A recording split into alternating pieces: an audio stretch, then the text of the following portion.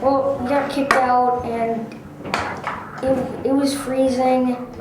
There was so much snow we couldn't see anything from the fog, and we had to carry all of our stuff to the bus stop.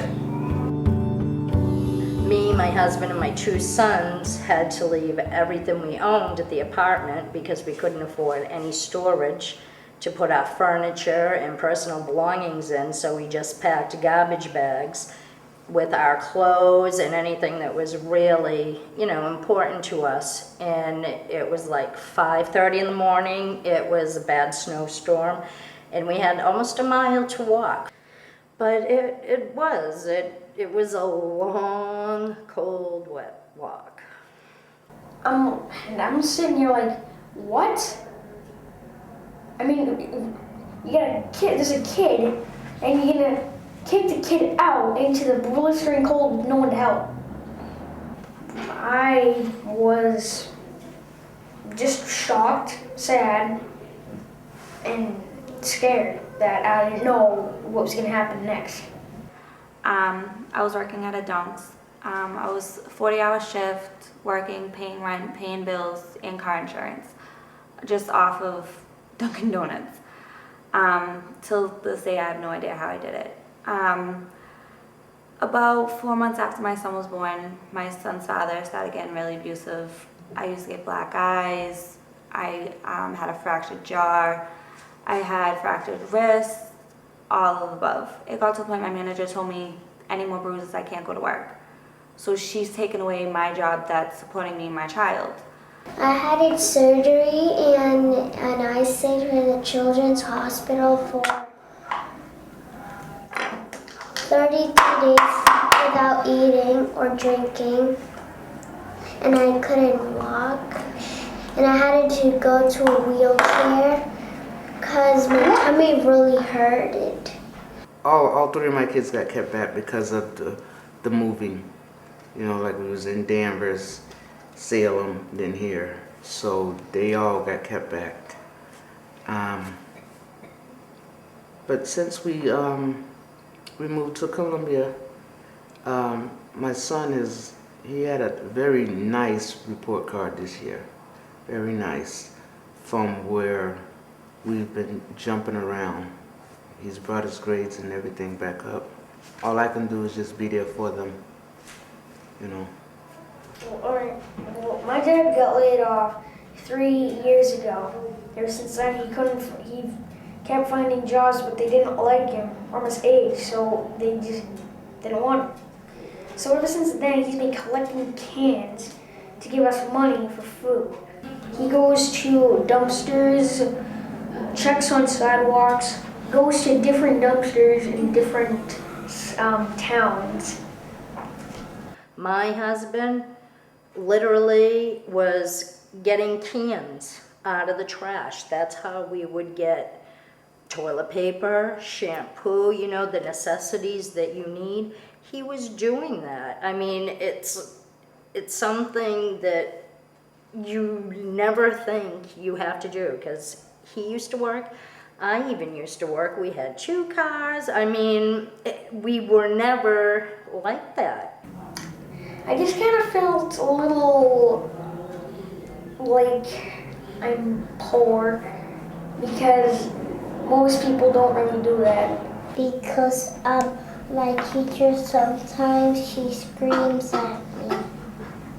I have a different teacher, and her name's Chelsea, and she's nice to me, and she kicked my main teacher out.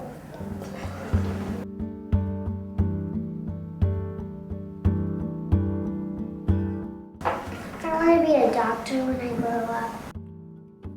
When I grow up, I want to be a policeman. When I grow up, I want to be a princess and beauty. I want to be a princess.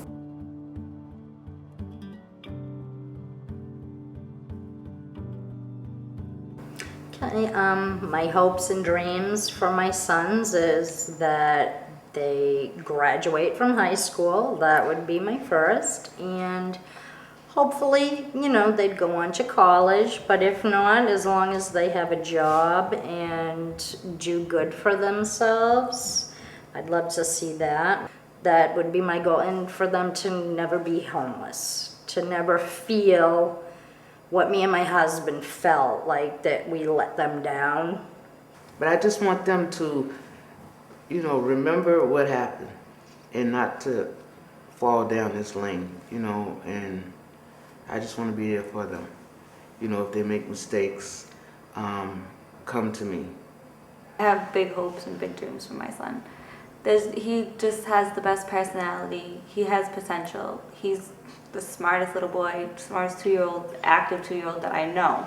And I just want him to learn, one, that life's not easy. Life just doesn't give you things. You have to work hard for it. You have to go to school, keep furthering your education, not just high school. You got to go to college.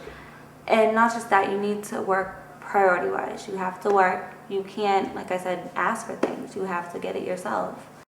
But the worst part for me was when me and my husband decided not to eat that night, just so the kids would make sure they'd have food for the next day.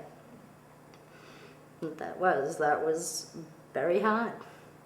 Very, very hard. And so the Emmaus House helped in so many ways, with clothing, with food, because we had nothing. I come here for a GED, to get my GED, to hopefully be able to get a job. That's why the Emmaus, in my eyes, saved our lives in a way. I mean, they were able to feed us, clothe us, comfort us. I would break down a lot because I was getting depressed, trying not to, and they were just, the staff was always there behind me, But since we got to Emmaus, we just blended right in. It feels like home, I can't replace the things that I've lost or gave away, but they are settled in, they enjoy it there. Through the Emmaus, they helped me figure out my domestic violence situation. They helped me with clothes for my son because he's a peanut, but he's growing like crazy. And for the fact that I spend $200, $250 on gas, I don't have money for clothes. I don't have money for shoes. Kids grow fast. They grow out of it a lot. Even the resources to look up jobs. If it wasn't for them coming to this whole new city, I don't know where I'd be right now. I would be lost, not knowing where to start. And they're there when I need them. They'll listen. They kind of give you that boost to say, you can do this, you're strong enough to do this. All you got to do is put your feet down and get going. Take one step at a time. And like I said, if it wasn't for them, I don't know where I'd be.